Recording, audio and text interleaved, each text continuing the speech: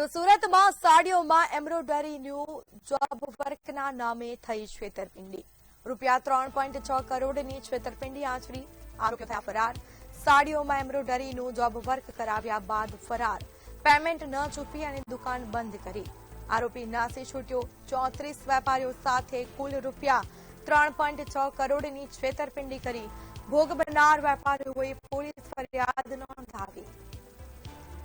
તો આપણી સાથે સંવાદદાતા દીપક રાય લાઈવ જોડાઈ ચૂક્યા છે સુરતથી. દીપક, છેતરપિંડી કરવામાં આવી છે વેપારી સાથે, શું છે આખો મામલો?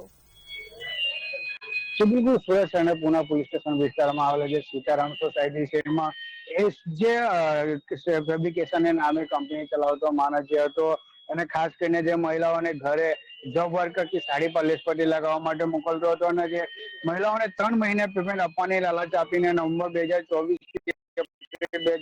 2026 સુધી કામ કરાવ્યું અને કારખાનામાં તાળું મારીને ભાગી ગયો. ખાસ કરીને વાત કરીએ સાડીમાં લેસપટ્ટી હોય કે જે કરવાના બાદ કારખાના મહિલાને ઘરે પૈસા 3 મહિને દર મહિને પૈસા ચૂકવવાના વાત કરીને અને પછી પૈસા નહીં આપતા મહિલાઓ છે જે પોલીસ સ્ટેશન પહોંચ્યા છે. ખાસ કરીને બહાર કરીએ જે બધા મહિલાઓ છે સામે ટોટલ 17 મહિલાઓ છે ફરિયાદના આધારે જે પુના પોલીસે તપાસ હાથ ધરી છે. ખાસ વાત કરીએ પોલીસ સ્ટેશન વિસ્તારમાં આવેલા સીતાનગર છે જે ઘરમાં એવા કેટલાક કંપનીઓ ચાલતા હોય અને ઘરમાંથી જે મહિલાઓને જોબ કરવાનું હોય કે સાડી પર લેસપટ્ટી લગાવવાનું હોય એ કામ ચાલતું હોય છે. ખાસ કરીને જે મહિલાઓ છે એમને દર 3 મહિને પેમેન્ટ ચૂકવવાનો લાલચ આપવામાં આવ્યું હતું, પણ ખાસ કરીને 2024 થી 2026 સુધી પેમેન્ટ નહીં આપતા મહિલાઓ પોલીસ સ્ટેશન પહોંચ્યા. જે કારખાના માલિક છે કારખાના બંધ કરીને ભાગી ગયો હતો, પણ એ લોકોને કોઈ કોન્ટેક્ટ નહીં થતો. ફોન કરવા ફોન બંધ આવતો હતું.